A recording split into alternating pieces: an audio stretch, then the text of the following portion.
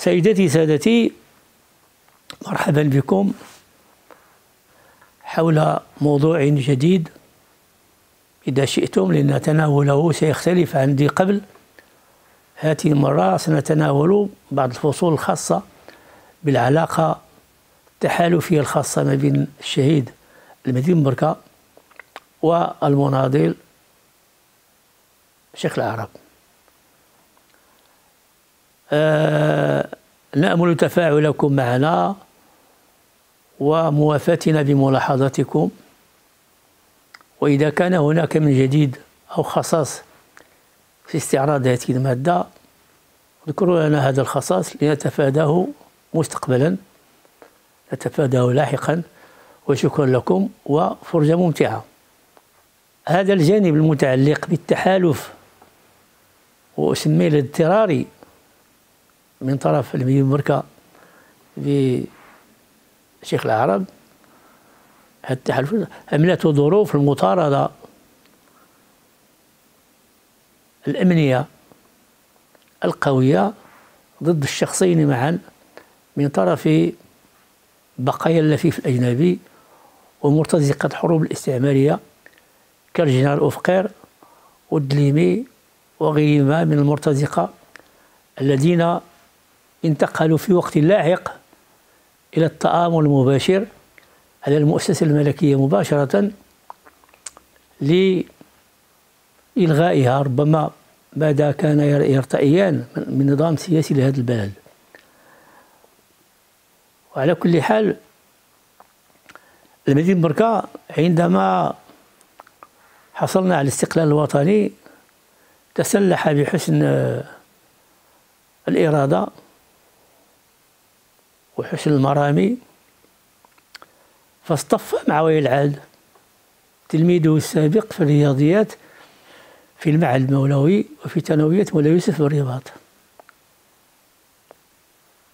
ولكن حينما وجد المهدي بن بركة نفسه مباشرة أمام أجهزة الأمن الخاصة التي يديرها جنرال أوفقير، وحصلت مجموعة من محاولات الاغتيال أبرزها وقعت قريبا من بوزنيقة قرب القنطرة المعروفة، وكان معه الأستاذ المهدي العلوي شافه الله المحامي. انقلبت سيارة فولكسفاغن وفريق الاغتيال جاء ليكمل عليهما قتلا، ولكن الفلاحين العاملين في حقول العنب تداعوا لنجدتهما ووقع صراخ شديد، ففرت عناصر المكلفة بمحاولة اغتيال. طبعا هناك صورة شهيرة للمهدي بن بركة يضع لفافة طبية حول عنقه من هذا الحادث، بها سيغادر إلى ألمانيا للعلاج. وهناك مراقبة لصيقة يوميا في داره الواقعة في شارع الحسن الثاني في ديور الجامع. وبالمقابل شيخ العرب كان أيضا يعني طريد هذه الأجهزة ولمدة 5 سنوات تقريبا، من 56 حتى 64 أكثر كاع، يعني أقول 8 سنوات. التقى الرجلان مرة في طنجة، شيخ العرب طلب من المهدي التنسيق والتعاون، الآخر لم يعني يظهر رغبة في هذا التنسيق والتعاون، وقال له ما معناه أنه احنا يا سياسيين أنتم ناس السلاح وما يمكنناش نلقاو خيط. هذا ترك في نفس شيخ العرب نوع من الغصة، ولكن هناك شخص سيجمعهما. هذا الشخص هو مؤمن الديوري. مؤمن الديوري هو المناضل المعروف، ابن الديوري المناضل الذي قضى نحبه في السجن أيام الاستعمار. وهذا الشخص تبنته الشيبة الاستقلالية وأوفدوه للدراسة في ألمانيا في سويسرا.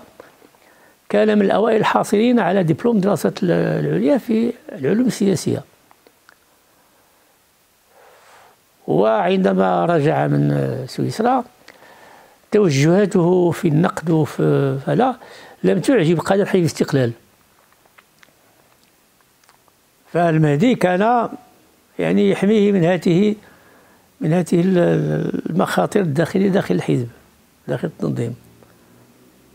ولكن إمام الدوري أنشأ علاقات مهمة جدا مع الجزائريين، تحديدا مع المجاهد عبد الحفيظ بوصوف الذي سيؤسس جهاز المخابرات الجزائرية على أرض المغرب، ما يسمى بالمالق.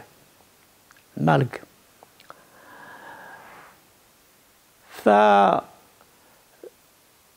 المنه من إمام الدوري بالخطر الذي المحدق بالمهيد بن بركة من جهة وبشيخ العرب من جهة ثانية،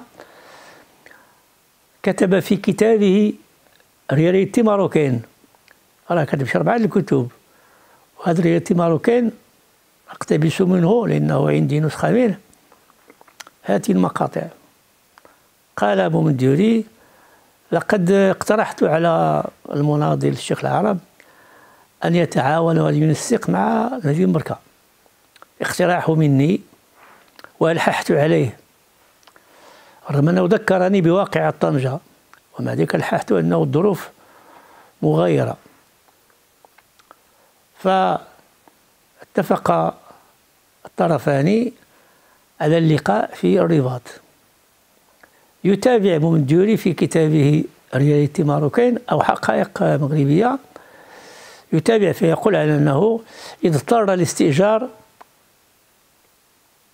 شقة صغيرة أو استوديو في العكاري في الرباط فقط لتأمين لقاء لبعض الوقت لساعة وساعتين ما بين الرجلين. خذ هذاك الاستوديو لا،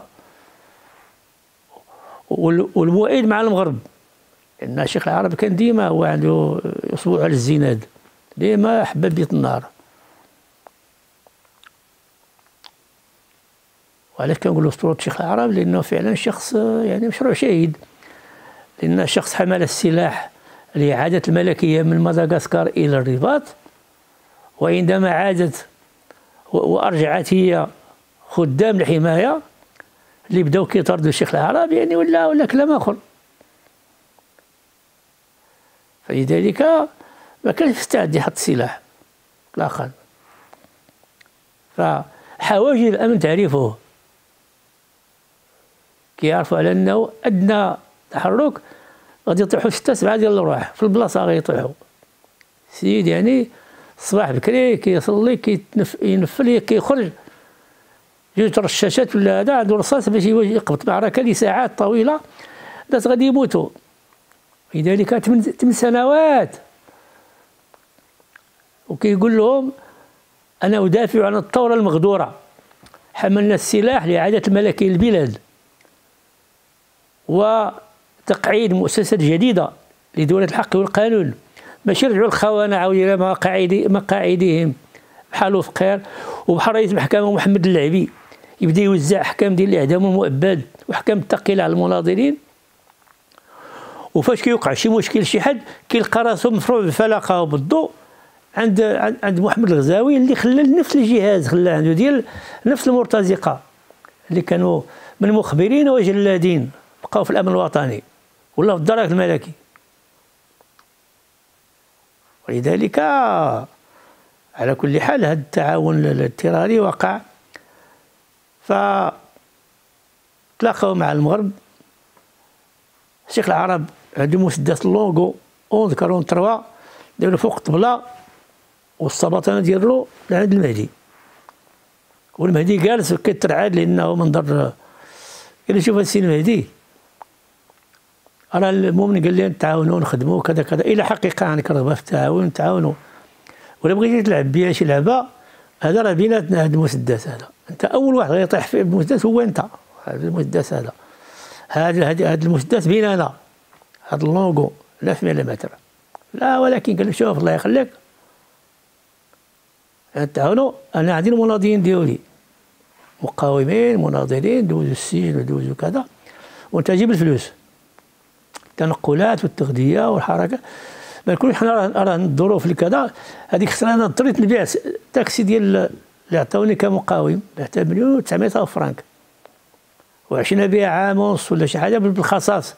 ولكن دابا خصها ميزانيه، انت شخصيه وطنيه كبيره الى اخره. فاتفقا على التعاون في لقاء اخر. هذا اللقاء اخر سيقع هنا في شارع حسن الصغير قريبا من الستيان في الدار البيضاء، في شقه كان اكتراها ب 17 فرانك، شقه اكتراها عبد الله بوزريم الذي كان يدير مقهى تحت عمارة الاتحاد المغربي للشغل، شارع الجيش الملكي. فحضر ممدوري مع المهدي بركة، وقال له ودي دابا خصنا نتفاهموا صافي، الوضعيه راه غاديه كتحمض، كنتي في يعني اوائل اواخر 62 63، وراه صافي راه الفلوس راه دبرنا، راه عندنا في الجزائر عندنا 700 مليون في الجزائر، بالله غير كيف يدوزها لك، و300 مليون اخرى كاينه في فرنسا من رصيد الحركه الوطنيه، شوف اللي غيجيبها هي مليار. قال له الاخر غادي ندير بها عقارات بسمية اعضاء التنظيم، ولا عقار سميتي انا، غادي نشريو محطات الوقود وطيلات فنادق وفيرمات ومحلات تجاريه وفرينه، لو جوج الفرارن عصريه الى اخره. وهناك مدخول يومي مهم لتغطيه النفقات ديال التنظيم السري المسلح لمواجهه الكاب اللي اصبح له تقنيات، ولا الناس كيخدموا مع الامريكان لاسيا، مع لو سداس ديال فرنسا، مع الموساد ديال اسرائيل، ومع كذلك مع اجهزه اخرى كثيره. فلذلك تقرر هنا على ان هذه المبالغ فعلا. واللي جاب المبلغ ديال الجزائر هو المناضل عبد القادر عفيفي، ذكرت هذا في الكتاب، ديك 700 مليون. وباش شرات العقارات شرات بها ذكرتهم بالاسماء ديال الاشخاص دابا فوق 20 عام، ولا احد سال او تابعني في هذه الامور هذه وثائق ديالي. والمحله كنعرفهم، مشيت لهم الى اخره، وكنعرف بعض المناضلين ديالنا اللي بحال بوبكر بن نعيم بسميتو المقهى اللي الان في ساحه لاجيروند، والفران اللي قدام مارشي كريو الى اخره. وكاين عبد الله وطوردي وعنده حوانت في في في في, في, في, في تجزئه في طريق جديده، وفران اخر قدام ليسي ليوطي. فمع الاسف طريقه باش مات الشيخ العرب، ديك الطريقه هذوك الناس صبروا عام عامين داو داك الشيء لحسابهم الخاص. انا كنا كنزورهم، ايوا احدهم كيهضر معايا فتاش الحيط، ايوا قال لي كيصبر يا كداش نتسلى كذا كذا، كيشكي ليا مسبق قبل ما نسولو على الوديعه اللي عنده. انت عندك فرانك مقهى، عندك كذا كذا. وانا كنقرا في الكفاءه في الحقوق هنايا، كيخصني غير ديك 4 دراري باش كان في الطوبيس من تما حتى الفيل الموجود عند اختي، 4 دراري ديال الطوبيس. ولكن انا كنعرف الصرا ديال التنظيم. هذا التنظيم انا يعني مرافقه من الاول، يعني من الناس ديالو وابطاله وكذا الى اخره. فهذا التعاون ما بين الشخصين كان يمكن ان يتعمق ويزداد ترابطا لو بقي على قيد الحياه، لان الظرف الزمني كان صعب جدا. عندما تمت محاوله اغتيال المهدي في قنطرة بوزنيقة، سرعان ما سافر إلى الخارج، بعدت المسافة بين الشيخ العرب والمهدي، وقتها ما كان لا بورتابل لا والو، كانت الظروف صعبة جدا. من بعد الشيخ العرب انتقل إلى الجزائر في منتصف يونيو 1963، ورجع من ثم في بداية أبريل 1964 مثقل بالأسلحة حديثة مع رفاق ديالنا واحد فيهم اللي مازال حي دابا الان هو المهندس مدري بن بوشعيب، هو اللي كان سائق جيف ديال وزاره الفلاحه الامروج، لانه واخا جوج بوارد عاوني بالسلاح، ولكن فاش كيكون المروج البوليس كيحيوهم كيدوزو. هو شيخ العرب مطلوب رقم واحد من تما من وجده حتى للدار البيضاء. والثاني اللي معاه طبعا عاولي القصه كلها راه توفى، المقاوم المعروف عمر الفرشي.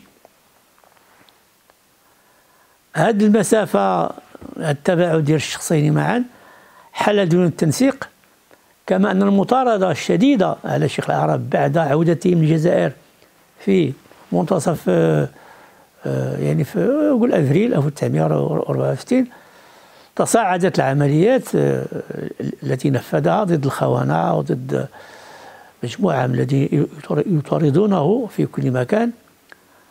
ف ذاك يونيو في 3 العمليات 4 العملية ديال 64 ما بين بالمدون وما بين الإرميطاج، حيث قتل 3 من أعضاء ديال الكابأ، ووصولا إلى أنه وقعت فجوة لهذاك الشخص الثالث اللي معاه اللي في الروشيرش والزي، لقات له فرصة هرب لهم في الليل، مشى يبلغ البوليس. وبطبيعة الحال جا فقير، جا داك الطاقم كله ديال الكابا، عبد القادر ساكا، يعني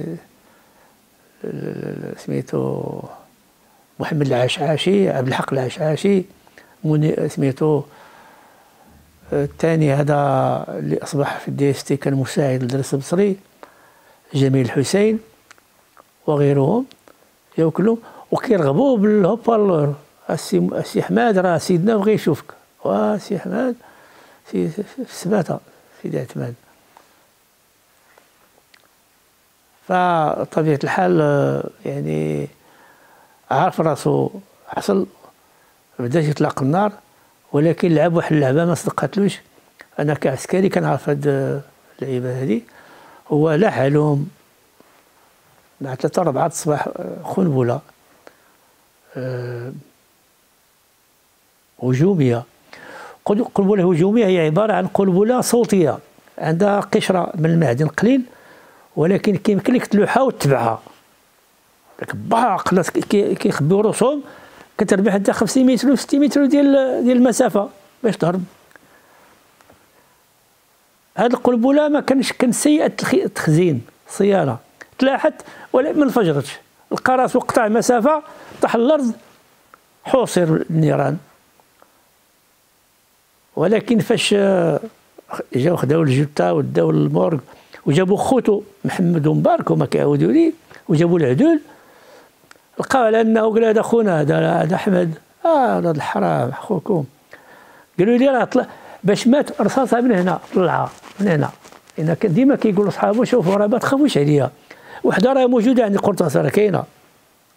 قالوا نستنى حتى يطلعني في القفز ديال التشويه بحال ابو حماره، وبحضور الشهود وكذا كذا. ولما عملت رساله للوكيل العام للدار البيضاء باش يقول لنا القبر الى اخره، تمت الاجابه عنه، رساله عندي في الكتاب ديالي ديال الشيخ العرب، عطانا التربيع والصف والرقم ديال سميتو، ولكن مراته وولادو ما بغاوش يمشيو معايا باش نجبدوا الجثه، نقلوها بلاصه اخرى مع الشاهده ديالها، لان الان بدون شاهده.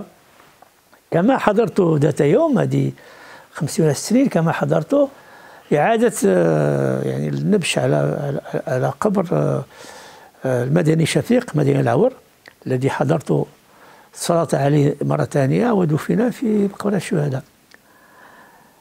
هذا هو يعني المسار ديال الثورة مغدورة. الشيخ العرب كان ينوي تقعيد مؤسسة ديمقراطية يشارك فيها كل الأحرار وشرفاء المغرب، ولكن تمت إعادة كل القوى المضادة للثورة الديمقراطية إلى مواقعها، زادت شراسة وأصبحت هي. والحسن الثاني الله يرحمه يعني أطلق أيديها بسخاء في هذا الاتجاه هذا، فحاولوا في الأخير أن يقتلوه. معروف التسخيرات ديال الطائرة الملكية، معروف يعني كانوا يحضرونا للملكية نفسها أسوأ المصائر، وحفظ الله ما وليناش دولة بحال دول أمريكا اللاتينية، شي دولة ديال القتل وديال ديال التمثيل بالجثات والاعتداء الجماعي على العائلات وكذا. يعني هاد المرتزقة يعني تقرر فيه ما تقرر، وربحنا هذه المسافة، والمغرب الآن الحمد لله يعيش مرحلة نسبيا، طبعا نسبيا أحسن من ذي قبل، ونتطلع إلى المزيد إلى الأمام. والسلام عليكم ورحمة الله.